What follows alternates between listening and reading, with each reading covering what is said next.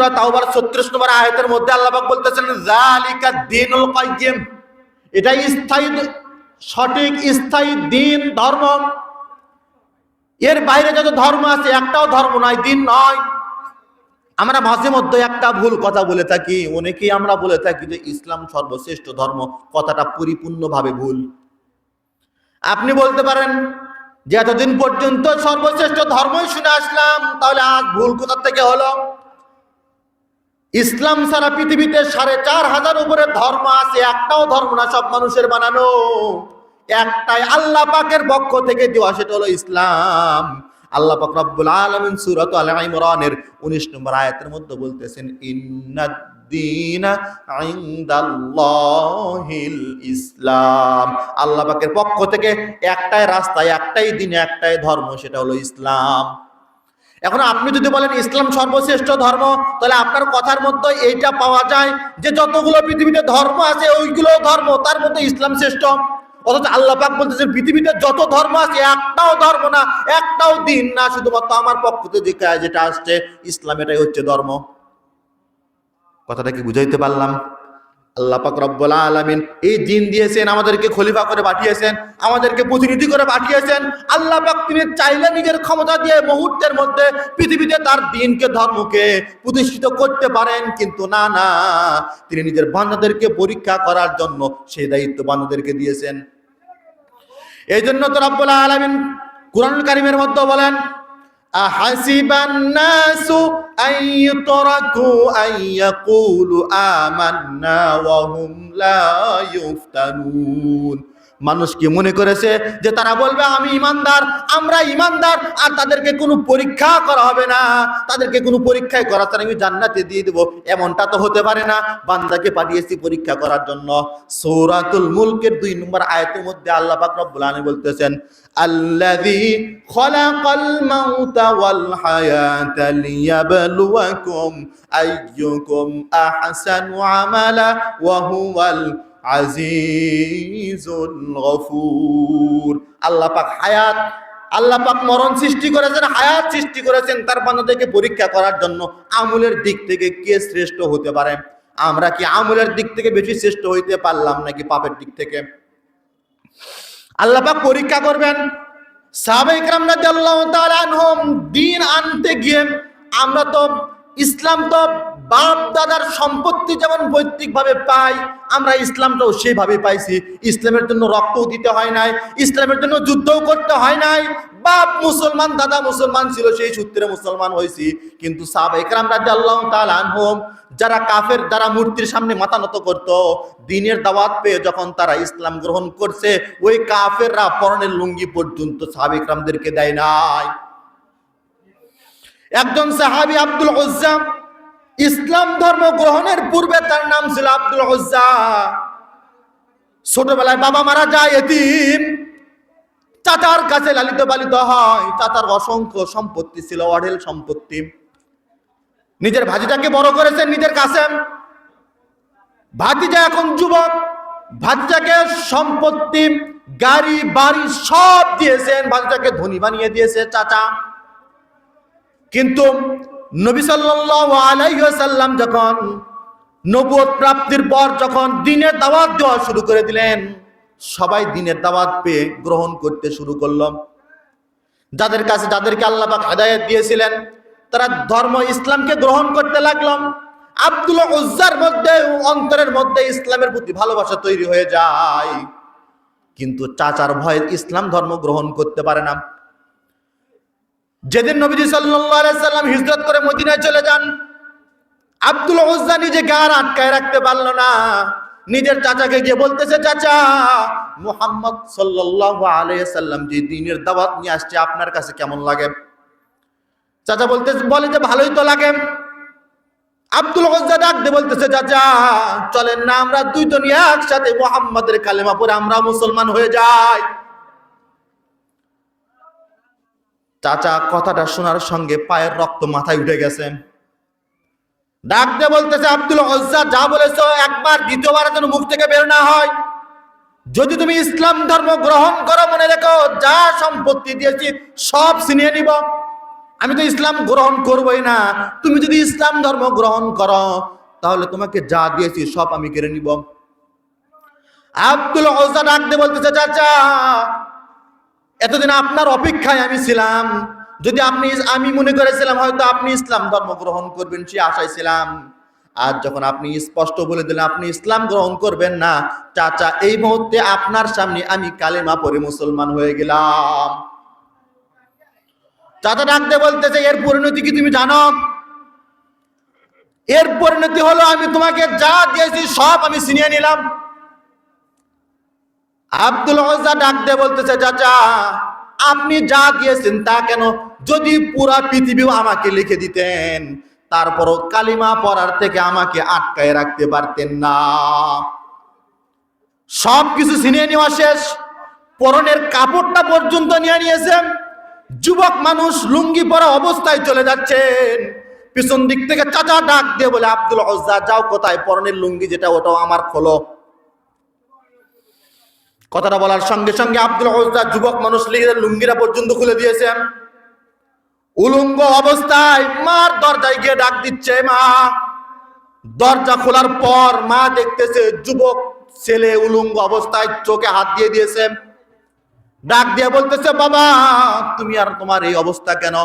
মাকে ডাক দিয়ে বলতেছে, আব্দুল উজ্জা মাকে ডাক দিয়ে বলতেছে, ওগো মা, ঈমান আনার কারণে আমার চাচা আমার পরনের লুঙ্গিটাও পর্যন্ত আনতে দেয় নাই। মা ডাক দিয়ে বলতেছে, বাবা তাহলে আমার কাছে কি চাও? আব্দুল উজ্জা ডাক দিয়ে বলতেছে, মা আমাকে এক টুকরো কাপড় দাও, আমি সেই নবী সাল্লাল্লাহু আলাইহি সাল্লামের দরবারে যেতে চাই। ঘরের মধ্যে একটা চেরা ফাটা একটা কম্বল ছিল। মা ঘরের মধ্যে থেকে কম্বল না চেরা ফাটা একটা কম্বল নিয়ে এসে বাবার ছেলের হাতে দেয়। কম্বলটাকে দুই টুকরা করে, একটা ঘাড়ের উপরে একটা পরনে দেয়, হাঁটুর উপরে থাকে। আচ্ছা, হাঁটুর উপরে থাকে কাপড়, সতর ঢাকে না। ওই অবস্থায় শীতের রাত্রিতে আব্দুল উজ্জা মরুভূমি পাড়ি দিয়ে মদিনা মুনাওয়ারায় ঢোকার পরে মসজিদে নববীর গেটে বসে আছে। নবীজি সাল্লাল্লাহু আলাইহি ওয়াসাল্লাম গভীর রাত্রিতে তাহাজ্জুদ পড়ার জন্য যখন দরজাটা খুলছে, দরজাটা খোলার পর দেখে একজন যুবক হাঁটুর উপরে কাপড়, শীতে দেখ কনকনে শীতের মধ্যে কাঁপাকাঁপি তার শুরু হয়ে গেছে। নবীজি সাল্লাল্লাহু আলাইহি সাল্লাম ডাক দিয়ে বলে, হে যুবক তুমি কে? আব্দুল উজ্জা তখন ডাক দিয়ে বলে, নবীজি আমি হলাম উমুক। পুরো ঘটনাটা খুলে বললেন। নবী সাল্লাল্লাহু আলাইহি সাল্লাম ঘরের মধ্যে প্রবেশ করে নিজের সবচেয়ে সুন্দর যে জুব্বাটা কাপড়টা ছিল নিয়ে এসে আব্দুল উজ্জাকে পরায়ে দেন।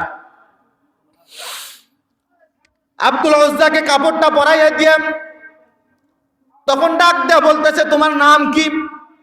নাম যখন বলল আব্দুল উজ্জা, নবী সাল্লাল্লাহু আলাইহি ওয়াসাল্লাম তখন নামটাকে পরিবর্তন করে আব্দুল্লাহ রেখে দিলেন। হাদিস শরীফের মধ্যে আছে, নবী সাল্লাল্লাহু আলাইহি সাল্লাম বলেন, পৃথিবীতে দুইটা নাম আল্লাহ পাকের কাছে সবচাইতে বেশি প্রিয়, একটা হলো আব্দুল্লাহ আর একটা আব্দুর রহমান। এই দুইটা নাম আল্লাহ পাকের কাছে সবচাইতে বেশি প্রিয়। নবী সাল্লাল্লাহু আলাইহি সাল্লাম নিজের সাহাবীর নাম রাখলেন আব্দুল্লাহ। আসহাবে সুফফার সাথে সাহাবীকে বসাই দিলেন। তাদের খাওয়া দাওয়ার কোনো কিছু নাই। যদি কোনো সৎকার মাল আসতো, খেজুর যখন আসতো তাদেরকে খাবার দিত, তাছাড়া তারা কোনো খাবার পাইতো না। আব্দুল্লাহকে যখন বসাই দিয়েছে তখন আব্দুল উজ্জা আসহাবে সুফফার মধ্যে যখন তাকে বসাই দিয়েছে, কোরআন শরীফ এত জোরে জোরে পড়ে, আরো সাহাবী যারা আছে তাদের বিরক্ত হয়ে যায়, তারা বিরক্ত হয়ে যায়। বিরক্ত হয়ে নবীজির কাছে নালিশ নিয়ে আসছে, নবীজি আপনার সাহাবী আমাদের ভাই আব্দুল্লাহ এত জোরে জোরে কোরআন পড়ে যে আমাদের ঘুম হয় না। নবীজি সাল্লাল্লাহু আলাইহি সাল্লাম তখন ডাকতে বলতেছে, আমার সাহাবীরা শোনো, আমার আব্দুল্লাহকে তোমরা কেউ কিছু বলবে না। আব্দুল্লাহ ঈমান আনতে গিয়ে নিজের লুঙ্গিটাও পর্যন্ত আনতে পারে নাই। কিছুদিন পরে যখন তাবুকের যুদ্ধের তামামা বেজে গেছে, তাবুকের যুদ্ধের সময় নবীজি সাল্লাল্লাহু আলাইহি ওয়াসাল্লাম সাহাবীদেরকে ডাক দিয়ে বললেন, ও আমার সাহাবীরা, যুদ্ধে যেতে হবে, তোমাদের কাছে, তোমাদের যার কাছে যা আছে নিয়ে আসো। সাহাবায়ে কেরাম রাদিয়াল্লাহু তাআলা আনহুম যার কাছে যা ছিল, তরবারি, পয়সা, ওই যুদ্ধে নারী সাহাবীরা পর্যন্ত হাতের বালা, নাকের ফুল, গলার মালা পর্যন্ত দিয়ে দিয়েছেন।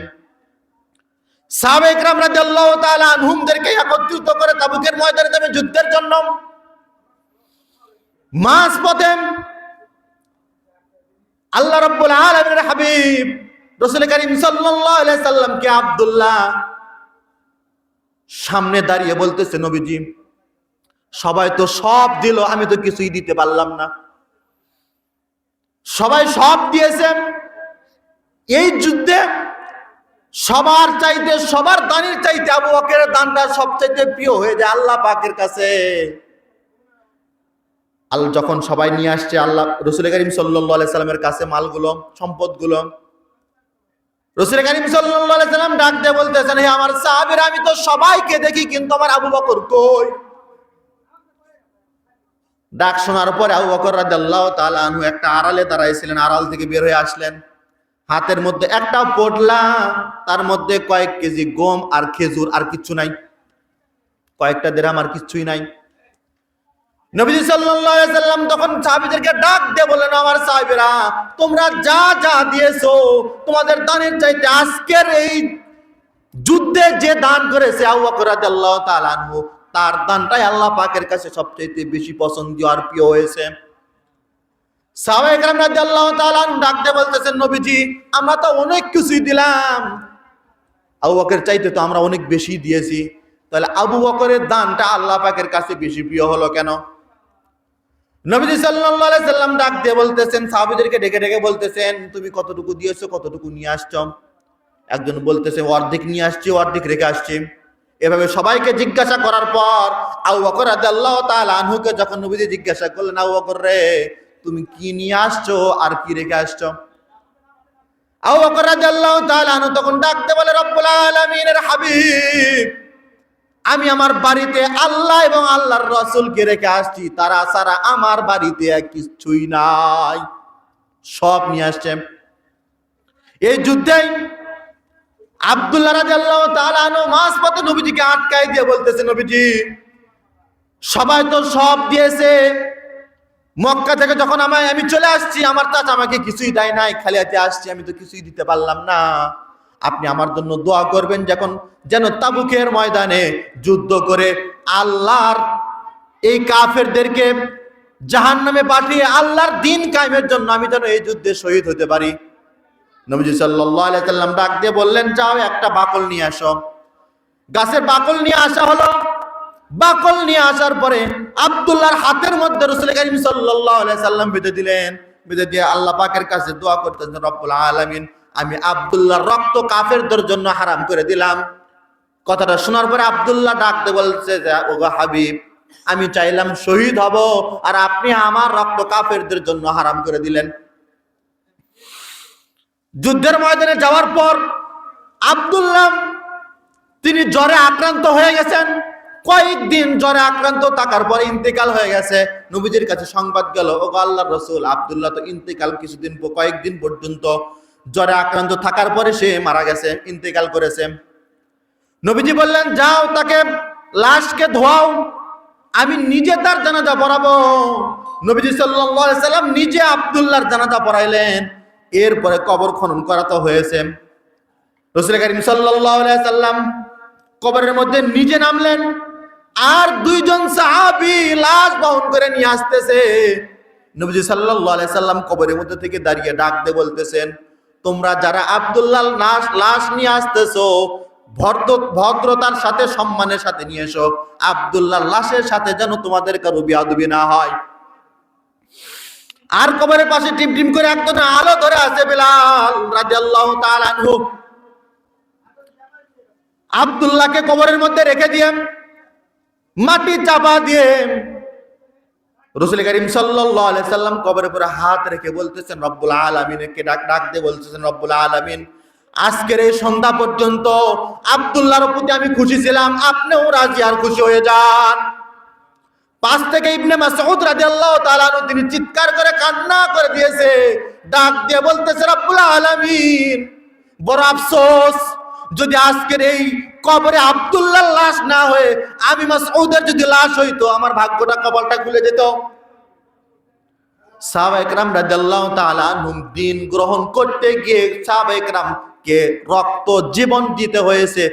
কাফেররা কখনো কোনো দিক থেকে ছাড় দেয় নাই। এই দ্বীন প্রতিষ্ঠার জন্য নবীজি সাল্লাল্লাহু আলাইহি সাল্লামকে কম কষ্ট করতে হয় নাই। যেদিন জন্ম যেদিন হয়, আপন চাচা আবুল আহাব সবচাইতে বেশি খুশি হয়েছিল, কিন্তু যেদিন নবুয়ত দান করা হয় সবচাইতে বেশি মনক্ষুণ্ণ হয়েছিল আবুল আহাব। যেদিন নবী সাল্লাল্লাহু আলাইহি সাল্লামের জন্ম হয়, আবুল আহাবের দাসী সুহাইবা রাদিয়াল্লাহু আনহা নবী সাল্লাল্লাহু আলাইহি সাল্লামের জন্মের খবর নিজের মুনিব আবুল আহাবকে গিয়ে দেয়। আবুল আহাব নিজের ভাতিজা জন্মগ্রহণ করেছে এই সংবাদ পাওয়ার সঙ্গে সঙ্গে নিজের দাসী সুহাইবাকে আজাদ করে দেয়। তাহলে কি খুশি কম হয়েছিল না বেশি? বাদীকে ওই সময় মানুষকে কিনে নিয়ে এসে নিজের দাস বানানো হইতো। আবুল আহাব নিজের ভাতিজা জন্মগ্রহণ করেছে এই খুশিতে নিজের একটা বাদীকে আজাদ করে দিয়েছে। কিন্তু নবুয়ত প্রাপ্তির পর সূরাতুশ শুআরার 214 নম্বর আয়াত যখন আল্লাহ পাক রব্বুল আলামিন নাযিল করলেন, ওয়া আউযির আশীরাতাকাল আকরাবিন, হে আমার হাবিব, এতদিন পর্যন্ত আপনি গোপনে দাওয়াত দিয়েছেন, আজ থেকে নিজের আত্মীয় স্বজন সহ সবাইকে প্রকাশ্যে দাওয়াত দাও। ওয়া আউযির আশীরাতাকাল আকরাবিন, আপনার নিকটবর্তীদেরকে আপনি ভয় দেখান, জাহান্নামের ভয় দেখান, জান্নাতের সুসংবাদ দেন। এই আয়াত নাজিল হওয়ার সঙ্গে সঙ্গে রাসূল করিম সাল্লাল্লাহু আলাইহি সাল্লাম সাফা পাহাড়ের উপরে দাঁড়াইলেন। সাফা পাহাড়ে দাঁড়ানোর পরে কুরাইশের যত গুরুত্ব ছিল সকল সম্প্রদায়কে একের পর এক ডাকলেন। যারা আসতে পারলো না নিজের পক্ষ থেকে একজন প্রতিনিধিকে পাঠাই দিল, যাও। কারণ ওই সময় পর্যন্ত ওই কাফেরদের চিন্তাধারা ছিল মুহাম্মদ সাল্লাল্লাহু আলাইহি সাল্লাম যেহেতু ডাকতেছে, অপ্রয়োজনীয় ডাকে নাই, প্রয়োজন ছাড়া তো ডাকতেছে না।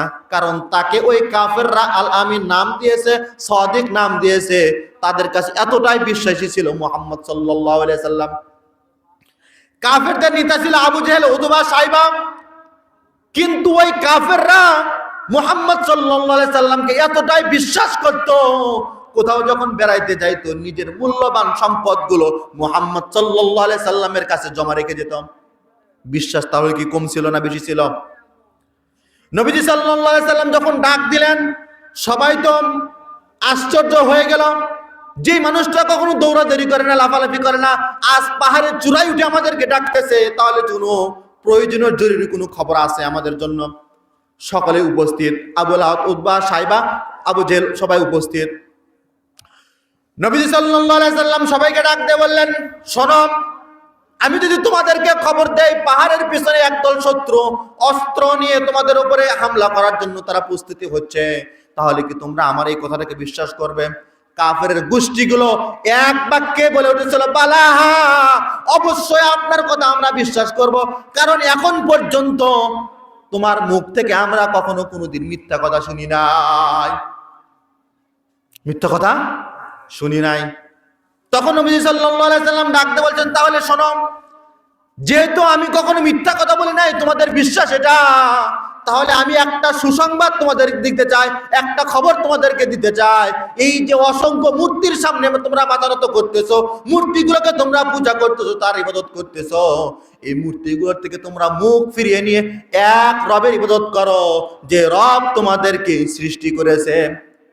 সকলকে ডাকতে বলেন, ইয়া আইয়ুহান নাস কুলু লা ইলাহা ইল্লাল্লাহ তুফলিহু, তোমরা বলো লা ইলাহা ইল্লাল্লাহ, তাহলে আল্লাহ পাক রব্বুল আলামিন তোমাদেরকে পরিপূর্ণ সফলতা দান করবেন। এই কথাটা বলতে দেরি যে আবুল আহাব জন্মেতে নবীর জন্মে এতটাই খুশি হলো, তখন এই কথাটা শোনার সঙ্গে সঙ্গে আবুল আহাব ডাকতে বলতেছে, তাব্বাল্লাকা আলি হাযা জামাতানা ইয়া মুহাম্মদ সাল্লাল্লাহু আলাইহি ওয়াসাল্লাম, হে মুহাম্মদ তুমি ধ্বংস হও, এই জন্যই কি তুমি আমাদেরকে এখানে ডেকেছো যে আমাদের দেবদেবীগুলোকে ছেড়ে, এই মূর্তিগুলোকে ছেড়ে, আমাদের উপাস্যগুলোকে ছেড়ে এক রবের ইবাদত করব, এই জন্য কি তুমি আমাদেরকে এখানে ডেকেছো? কি মুহাম্মদ তুমি ধ্বংস হও। এখানে একটা কথা বলে রাখি, নবীজি সাল্লাল্লাহু আলাইহি সাল্লামের সাথে যারা বিয়াদবি করে, আল্লাহর রাসূলের সাথে যারা বিয়াদবি করে, আল্লাহ পাক রব্বুল আলামিন এটাকে সহ্য করেন না। আল্লাহ পাক রব্বুল আলামিন নিজের সাথে শিরিক হওয়াটাকে, আল্লাহর সাথে যারা শিরিক করতেছে, যারা মুশরিক, এদেরকে আল্লাহ পাক ছাড় দিয়েছেন। দুনিয়াতে হয়তো তাদেরকে শাস্তি দেন না, শাস্তি দিবেন না, কিন্তু আখিরাতে তাদের জন্য শাস্তি আছে। কিন্তু ইন্না শিরকা লা যুলমুন আযীম, শিরিকের গুনাহ আল্লাহ পাক মাফ করবেন না। সব গুনাহ আল্লাহ পাক মাফ করবেন, কিন্তু শিরিকের গুনাহ মাফ করবেন না। কিন্তু এরপরেও যারা পৃথিবীতে আল্লাহ পাকের সাথে শিরিক করে, আল্লাহ পাক রব্বুল আলামিন তাদেরকে 24 ঘন্টা নিয়ামত দিয়ে রাখছেন। কিন্তু আল্লাহর নবীর সাথে যারা বেয়াদবি করে, তাদেরকে আল্লাহ পাক দুনিয়াতেও সঙ্গে সঙ্গে শাস্তি দেন, আখিরাতে তাদের জন্য তো শাস্তি আছে। আবুল আহাব যখন বলতেছে তাব্বাল্লাকা মুহাম্মদ তুমি ধ্বংস হও, কথাটা শোনার সঙ্গে সঙ্গে আল্লাহ পাক রব্বুল আলামিন জিবরাইল আলাইহিস সালাতু ওয়াস সালামকে পুরো একটা সূরা, সূরাতুল লাহব 111 নম্বর সূরা আল্লাহ পাক নাজিল, একটা পুরো সূরা নাজিল করে দিলেন। আল্লাহ পাক ডাকতে বলতেছেন, আবুল আহাব তুমি আমার হাবিবকে ধ্বংস হওয়ার কথা বলিস, শুনে রাখ, তাব্বাত ইয়াদা আবি লাহাবিন ওয়া তাব। আবুল আহাব তুমি আমার হাবিবকে ধ্বংস হও, তুই আমার হাবিবকে ধ্বংস হওয়ার কথা বলিস, তুই নিজেও ধ্বংস হবি, তোর পুরা গোষ্ঠী ধ্বংস হবে। নবী সাল্লাল্লাহু আলাইহি সাল্লামের যখন দ্বিতীয় সন্তান আব্দুল্লাহ মারা যায়, তখন এই কাফেররা নবীজি সাল্লাল্লাহু আলাইহি সাল্লামকে তিরস্কার করতে লাগলো, মুহাম্মদ তো লেজ কাটা, তার বংশহীন, তার বংশ তার হবে না, কোনো পুত্র সন্তান নাই। যখন এইভাবে তিরস্কার করতে লাগলো, তখন আল্লাহ পাক রব্বুল আলামিন সূরাতুল কাউসারের 3 নম্বর আয়াত নাযিল করলেন, ইন্না শানিআকা হুয়াল আবতার। ওগো আমার হাবিব, ওই কাফেররা বলে আপনি নির্বংশ হবেন, না না, আপনার বংশ কিয়ামত পর্যন্ত থাকবে। যারা আপনাকে নির্বংশ বলতেছে, তাদের বংশের কোনো চিহ্ন এই পৃথিবীতে থাকবে না। এখনো পর্যন্ত আওলাদের রাসূল আছে, আওলাদের রাসূল করিম সাল্লাল্লাহু আলাইহি ওয়াসাল্লামের বংশধারা এখনো পর্যন্ত আছে। কিন্তু আবু জাহেল, উতবা, সাইবা, আবুল আহাব যারা বলেছিল যে মুহাম্মদ যে নির্বংশ হবে, আজ তাদের বংশের কোনো চিহ্ন পৃথিবীতে নাই। যারা হজ করতে যায়, আবু জাহেল বাসায়, আবু জাহেলের বাড়িতে গিয়ে পায়খানা করে আসে, করে কিনা? দিন প্রতিষ্ঠার জন্য যারা কাজ করে, ধৈর্য ধরে যারা কাজ করতে পারে, আল্লাহ পাক রব্বুল আলামিন ধৈর্য শেষে আসমান থেকে ফেরেশতা দিয়ে তাদেরকে পরীক্ষা করেন।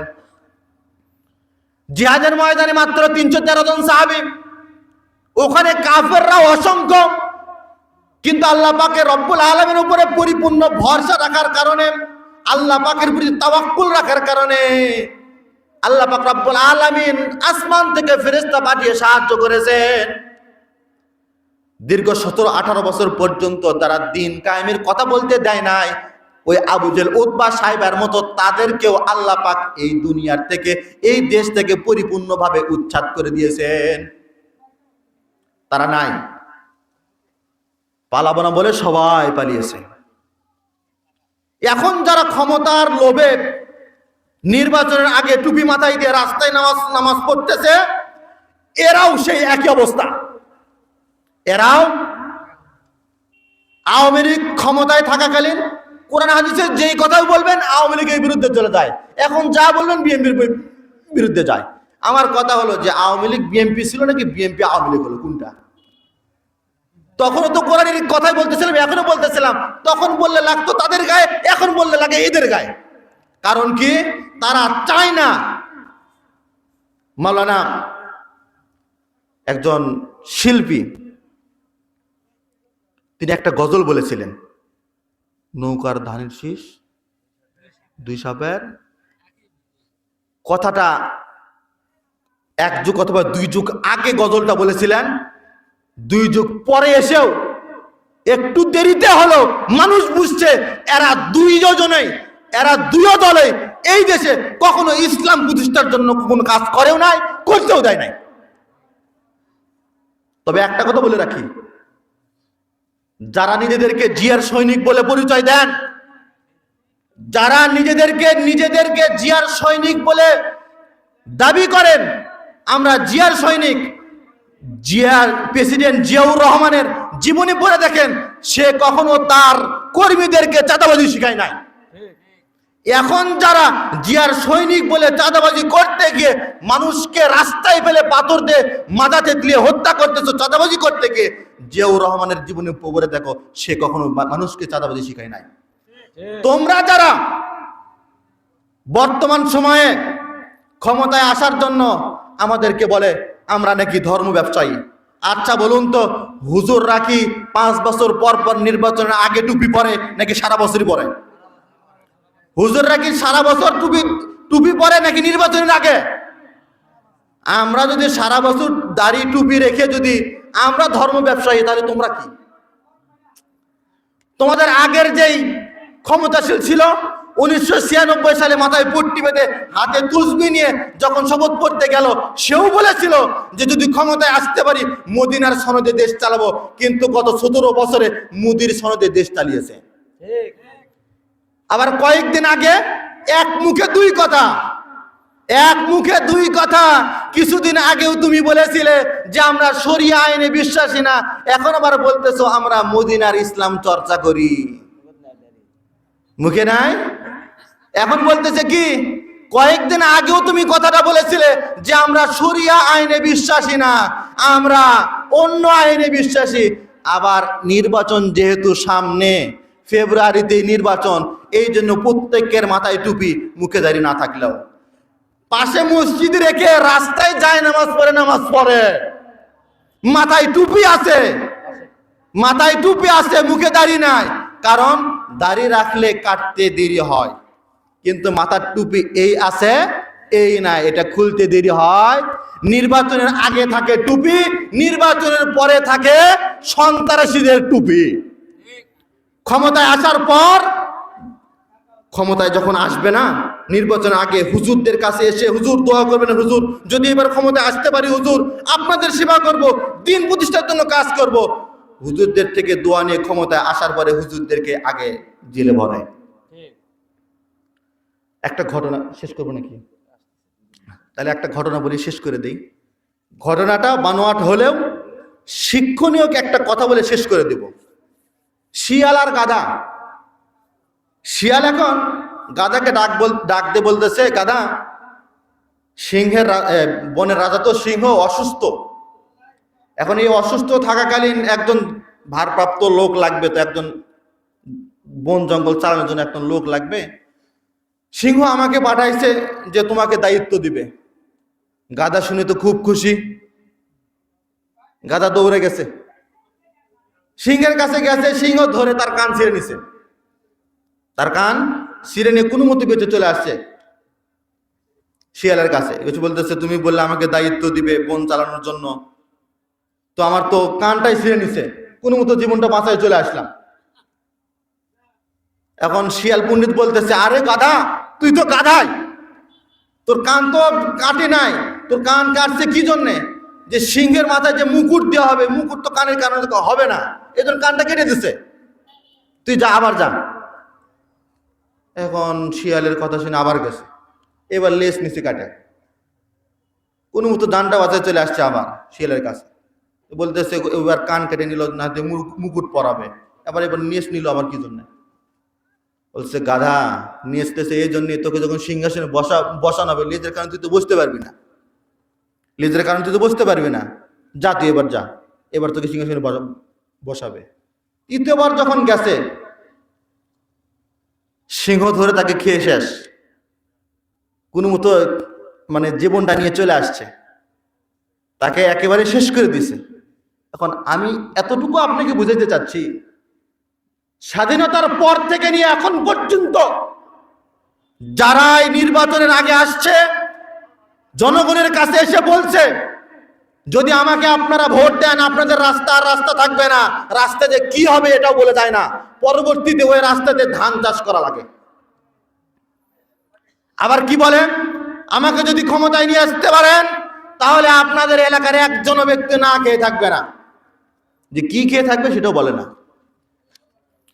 এই বারবার করে এই যে প্রত্যেক 5 বছর পর পর এসে আপনাদেরকে মিথ্যা আশ্বাস দিয়ে যায়, আমরা এই মিথ্যা আশ্বাসটাকে নিয়ে আমরা বেঁচে থাকি। নারায়ণ তাকবীর। দ্বিতীয় বক্তার আগমন, দ্বিতীয় বক্তার আগমন, দ্বিতীয় বক্তার আগমন।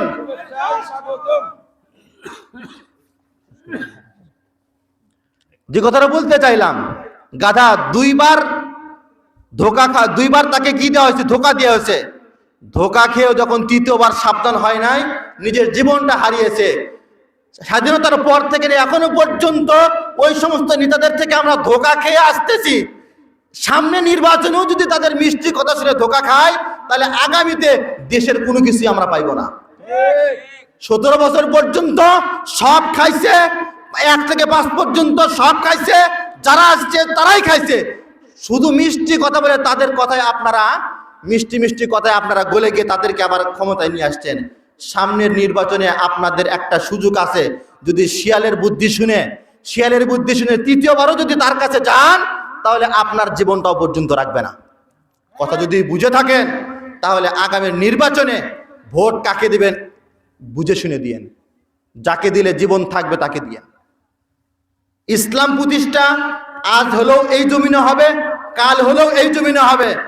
কিন্তু আমি যে ইসলামের কথা বলতেছি, দিন কায়েমের কথা বলতেছি, কেন বলতেছি? আমার কথা ইসলাম কায়েম হোক অথবা না হোক, কিয়ামতের ময়দানে এতটুকু বলতে পারবো, আল্লাহ আপনার দ্বীনের বিরুদ্ধে যারা ছিল তাদের পক্ষে ছিলাম না, এতটুকু তো বলতে পারবো। অনেকে বলে হুজুর এত গলা মানে চিল্লাচিল্লি করে কি লাভ, আমরাই ক্ষমতা আসবো, তোমরাই ক্ষমতায় আসো, সমস্যা নাই। কিন্তু কথা হলো আল্লাহ পাকের কাছে এতটুকু তো বলতে পারবো যে দ্বীনের জন্য কাজ করেছি।